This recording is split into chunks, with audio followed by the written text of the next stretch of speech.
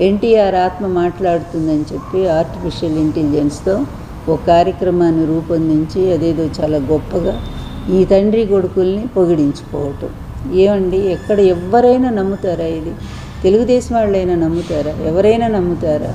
ఎన్టీఆర్ గారు చివరి వరకు అల్లుడితో ఎంత విభేదించారో, ఎంత కొట్లాడారో, మళ్ళీ నేను అధికారానికి రాని నిన్ను అండమాన్ జైలుకు పంపిస్తానని చెప్పి అంత తీవ్రంగా మాట్లాడారు. ఈయన ముఖ్యమంత్రి అయ్యి మరి ఈయన ఆశీస్సుల కోసం వస్తే ప్రమాణ స్వీకారం చేశాక తలుపులు కూడా తీయలేదు ఎన్టీఆర్ గారు. అంత పౌరుషం ఉంది ఆయన.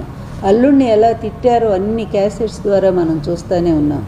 జామాత దశమగ్రహ క్యాసెట్ రిలీజ్ చేసి ఇంత నీచుడు, ఇంత ఔరంగజేబు కంటే నీచుడు, తండ్రి లాంటి మామనే వంచినటువంటి దుర్మార్గుడు, విశ్వాసఘాతకుడు అని, అదేవిధంగా నాకంటే మహానటుడు ఇతను అని ఇన్ని రకాలుగా చంద్రబాబుని తిట్టిన ఎన్టీఆర్ వచ్చి ఈరోజంట మరి ఈయన పొగిడాడట.